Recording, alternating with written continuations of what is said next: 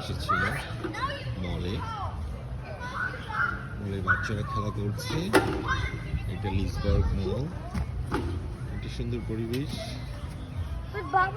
যেখানে খেলা করছে, শায়না খেলা করছে। এই হচ্ছে